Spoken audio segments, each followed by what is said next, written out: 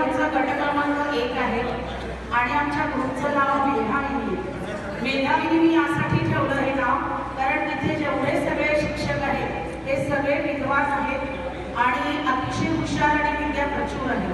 त्यामुळे मेधा म्हणजे बुद्धी आणि जे बुद्धीची तत्पर असतात आणि जे सरस्वतीचे उपासक असतात ते सगळेच मेधाविनी असतात आणि म्हणून हे नाव मेधाविनी आपल्या ग्रुपला ठेवण्यात आलेलं आहे.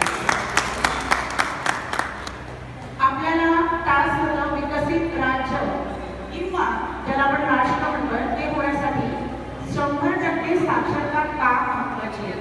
खरं तर साक्षरता महत्वाची आहे आणि यावर बोला म्हटल्यानंतर आमच्या सगळ्याच शिक्षकांनी अतिशय उत्स्फूर्त अशी चर्चा केली.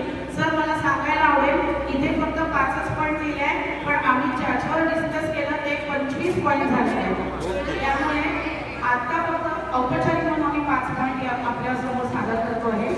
पहिला मुद्दा आहे की समाजाचा सर्वांगीण विकास यामुळे सर्वांगीण यासाठी की ज्यामध्ये सामाजिक, आर्थिक, बौद्धिक, मानसिक, आध्यात्मिक सुद्धा या सगळ्याच गोष्टी आणि यामध्ये सगळ्यात महत्त्वाचं म्हणजे जेव्हा समाज किंवा राष्ट्र साक्षर होतो तेव्हा संपूर्ण विकसित राष्ट्राला एक नवी दिशा मिळत असते आणि त्यालाच आपण सर्वांगीण विकास म्हणतो.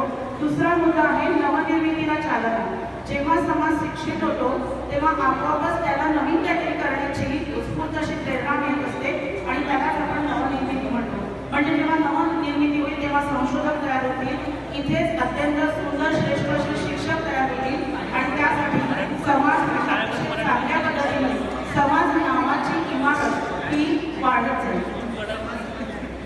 आधुनिकीकरण आणि तंत्रज्ञानाला चालना मिळवा. आता आपल्याला गरजच आहे की प्रत्येकाला अद्ययावत